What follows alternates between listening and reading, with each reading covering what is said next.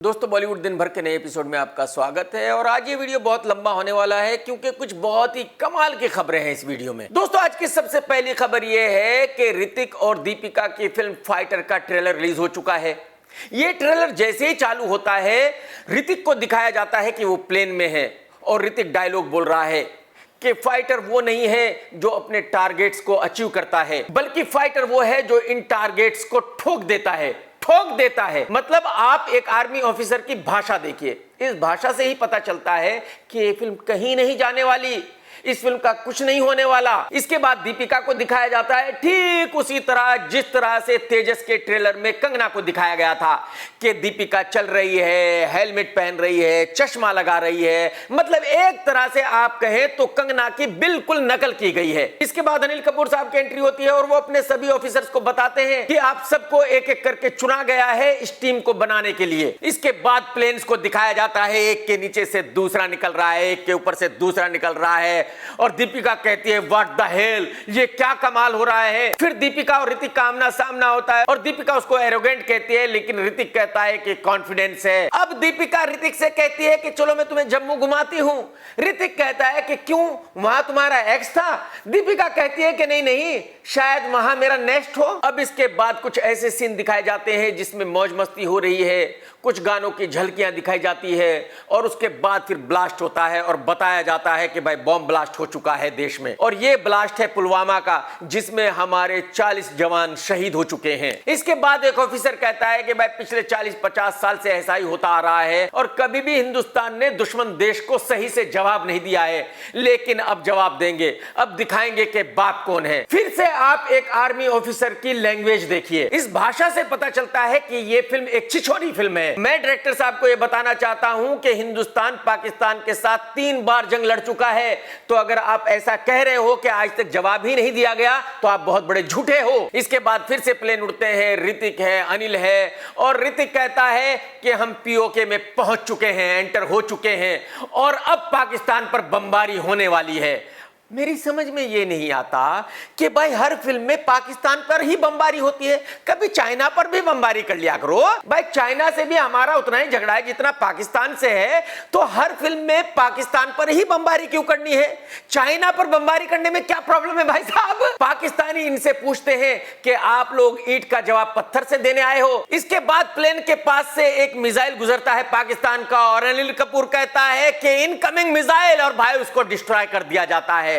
और अब ऋतिक उनको जवाब देता है कि धोखे का जवाब बदले से देने आए हैं। और बस इसके बाद जंग शुरू हो जाती है, प्लेन उड़ रहे हैं, बमबारी हो रही है। हमारे जो ऑफिसर्स हैं ऋतिक वगैरह वो पीओके में उतर जाते हैं और भाई वहां हैंड टू हैंड लड़ाई चालू हो जाती है। भाई साहब पूरे पाकिस्तान को तबाह कर देते हैं। अब मैं बॉलीवुड वालों से सिर्फ इतना जानना चाहता हूं कि भाई जब हर दूसरी तीसरी फिल्म में 2-3 ऑफिसर्स जाते हैं और पूरे पाकिस्तान को खत्म करके आ जाते हैं, तो फिर हिंदुस्तान को लाखों की फौज रखने की जरूरत क्या है? इतने हथियार खरीदने की जरूरत क्या है? अरे भाई साहब हर साल डिफेंस पे इतना पैसा खर्च करने की क्या जरूरत है? हर 6 महीने के बाद ऋतिक, विद्युत इनको भेज दिया करो पाकिस्तान और बर्बाद कर दिया करो, बात खत्म हो गई ना यार। और एक बात मुझे ये भी बता दो कि जब अब तक आप पाकिस्तान को 10 बार खत्म कर चुके हो, बर्बाद कर चुके हो, तो फिर हर नई फिल्म में पाकिस्तान कैसे वापस आ जाता है? भाई कहने का मतलब ये है कि ये ट्रेलर देखकर मैं ये कह सकता हूं कि ये फिल्म उरी 2 है।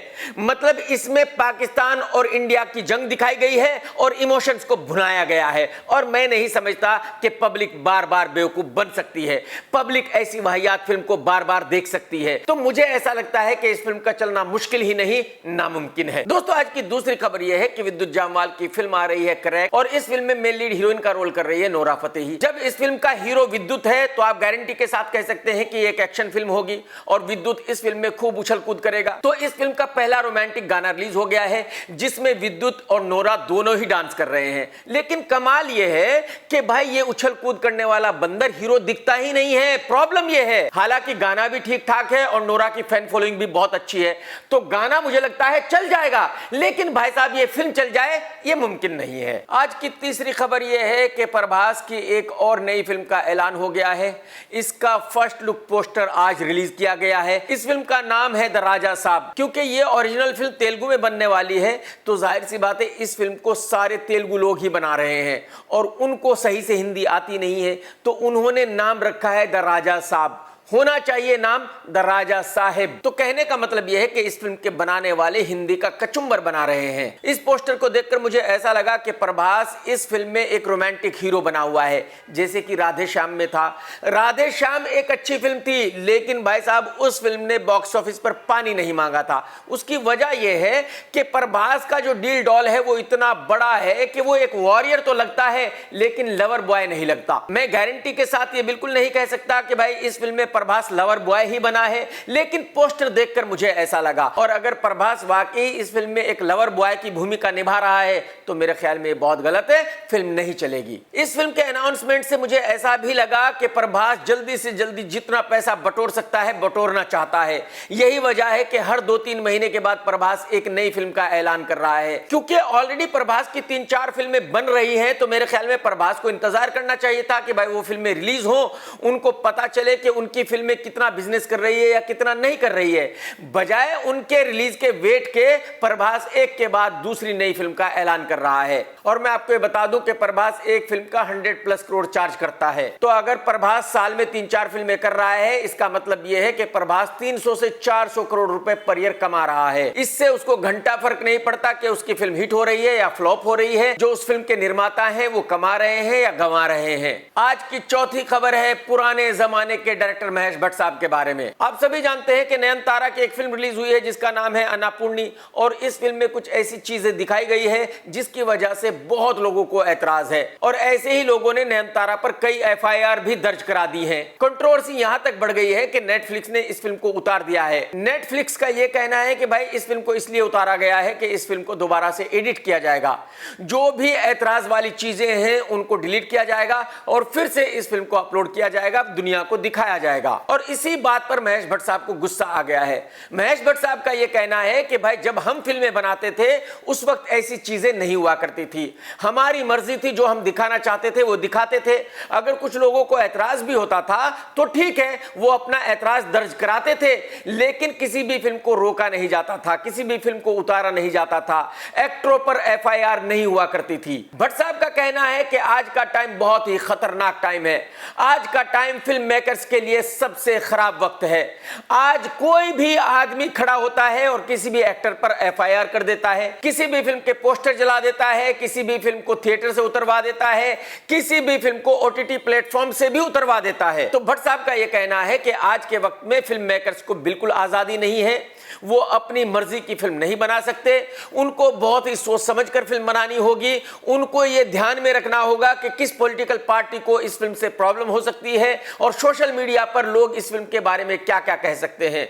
और ये बिल्कुल भी अच्छा नहीं है, ये एकदम घटिया चीज है। आज की 5वीं खबर है इस हफ्ते रिलीज होने वाली फिल्मों के बारे में। इसी फ्राइडे को कैट की फिल्म मैरी क्रिसमस भी रिलीज हुई और हनुमान भी रिलीज हुई। हनुमान बढ़िया बिजनेस कर रही है, जबकि कैट की फिल्म डिसास्टर हो चुकी है। लेकिन बहुत सारे लोग कमेंट्स करके कह रहे हैं कि मैंने इन फिल्मों का रिव्यू क्यों नहीं किया, मुझे इन फिल्मों का रिव्यू करना चाहिए। मैं आपको बताना चाहूंगा कि मैं C ग्रेड फिल्में कभी नहीं देखता और ना ही C ग्रेड फिल्मों का रिव्यू करता, और यही वजह है कि ना ही मैंने मैरी क्रिसमस को देखा है और ना ही मैंने उसका रिव्यू किया है और ना ही आगे देखूंगा और रिव्यू करूंगा। मैं साल में सिर्फ 20-22 फिल्में ही देखता हूं जो A और B कैटेगरी की होती हैं। C और D कैटेगरी की किसी फिल्म को मैं नहीं देखता। और आप लोग ये भी अच्छी तरह जानते हैं कि मैं तो वेब सीरीज भी नहीं देखता, उनका भी रिव्यू नहीं करता। फिल्म हनुमान को मैंने इसलिए नहीं देखा और इस फिल्म को मैंने इसलिए रिव्यू नहीं किया क्योंकि ये एक रिलीजियस फिल्म है और मैं ऐसी फिल्म के बारे में कुछ भी कहना नहीं चाहूंगा। आप सभी जानते हैं कि मेरे ऊपर ऑलरेडी बहुत सारे केसेस हो चुके हैं,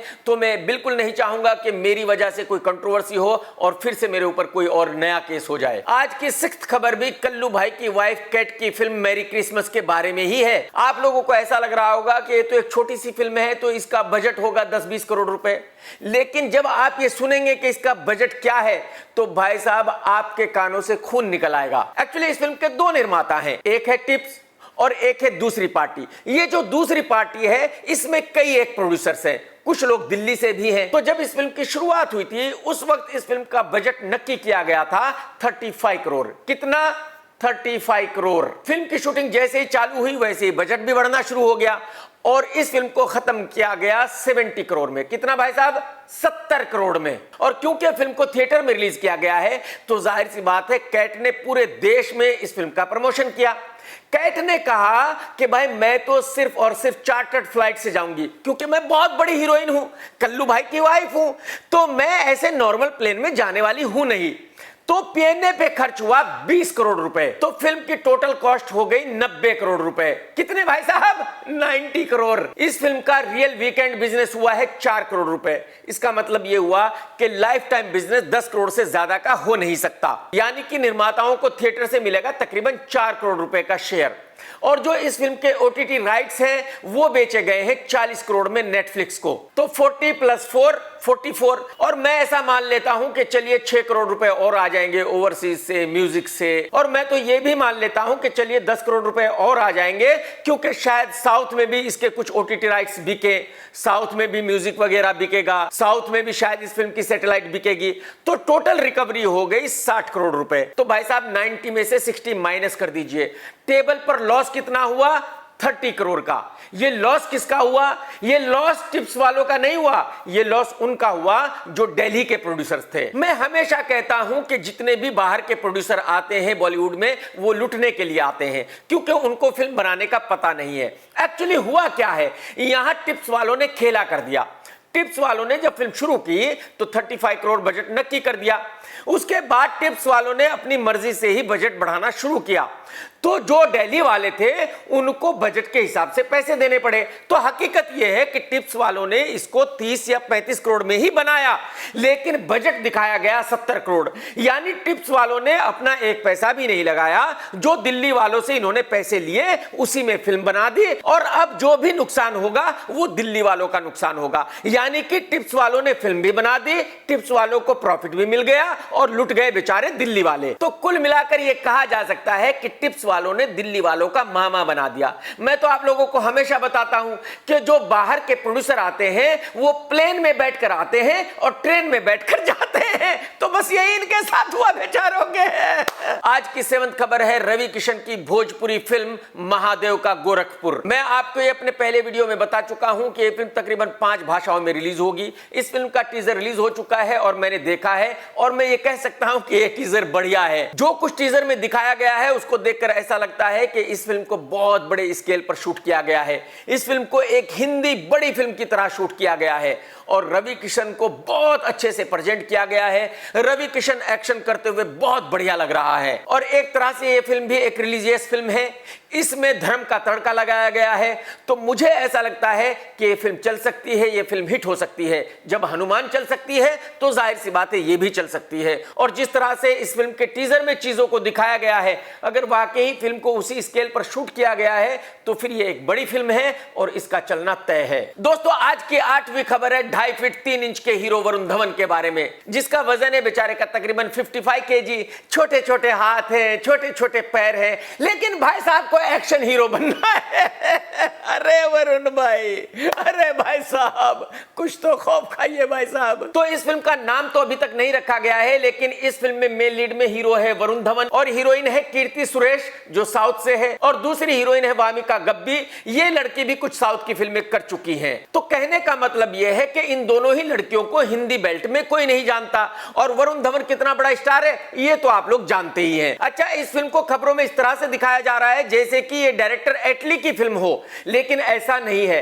एटली ने सिर्फ अपना नाम दिया है इस फिल्म की हाइप बढ़ाने के लिए। इस फिल्म को डायरेक्ट कर रहा है एटली का असिस्टेंट डायरेक्टर कलेश्वरम, और ये फिल्म रिमेक है एटली की ही एक फिल्म की जो कुछ सालों पहले रिलीज हुई थी। तो जो एटली का असिस्टेंट डायरेक्टर इस फिल्म को डायरेक्ट कर रहा है वो इस फिल्म को बिल्कुल वैसी ही बनाना चाहता है जैसे कि जवान।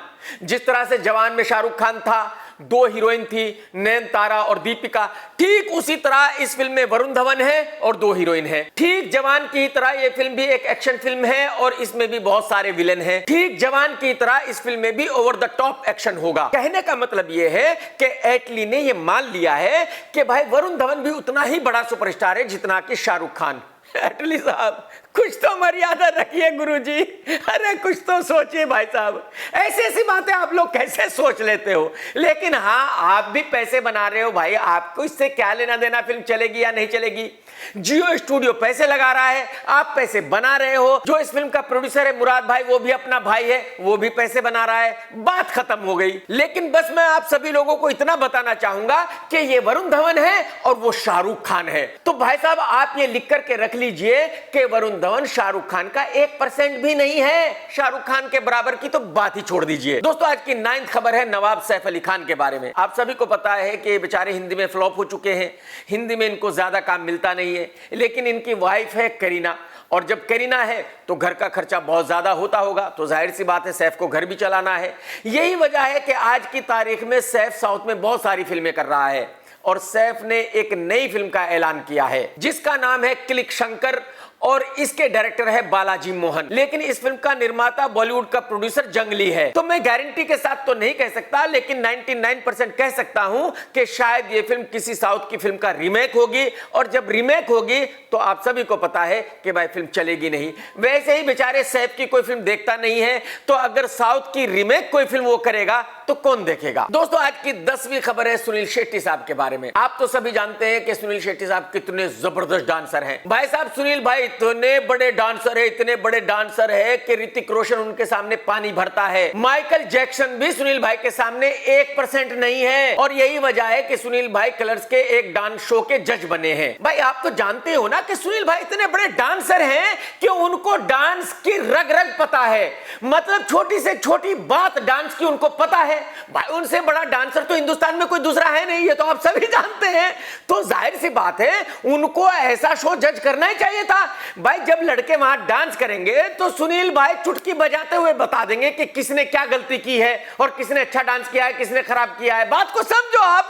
सुनील भाई आज की तारीख में इस शो का प्रमोशन करते घूम रहे हैं, और जहां भी सुनील भाई जाते हैं पीछे एक गाना बजता है, शहर की लड़की। याद ही होगा आपको वो गाना। भाई साहब इस गाने पे सुनील भाई ने क्या डांस किया था यार, तौबा। अरे भाई इतना खतरनाक डांस के ऋतिक रोशन तो सपने में भी नहीं सोच सकता ये डांस करने का। अरे भाई आपको याद है, मैं आपको याद दिलाता हूं, शहर की लड़की, शहर की लड़की। भाई साहब ये डांस हर कोई नहीं कर सकता। भाई आप करके देख लो, आप कर सकते हो क्या? हो ही नहीं सकता, सवाल ही पैदा नहीं हो सकता। अरे भाई साहब, अरे भाई साहब, कलर्स वालों, भाई साहब कुछ तो मर्यादा रखो, कुछ तो लॉजिक रखो। मतलब सुनील भाई बताएंगे किसने डांस अच्छा किया है, किसने खराब किया है। अरे भाई साहब कसम से जब मैंने ये बात सुनी कि सुनील भाई इस शो के जज हैं, भाई साहब हंसते हंसते मैं गिर पड़ा। मतलब क्या क्या हो रहा है बॉलीवुड में, आप इस बात से अंदाजा लगा सकते हो। दोस्तों अगर आपने आज का वीडियो देखा है तो लाइक करना बिल्कुल मत भूलना, और कमेंट्स करके जरूर बताना कि आज का वीडियो आपको कैसा लगा। टेक केयर दोस्तों, tata bye bye, love you, जय हिंद।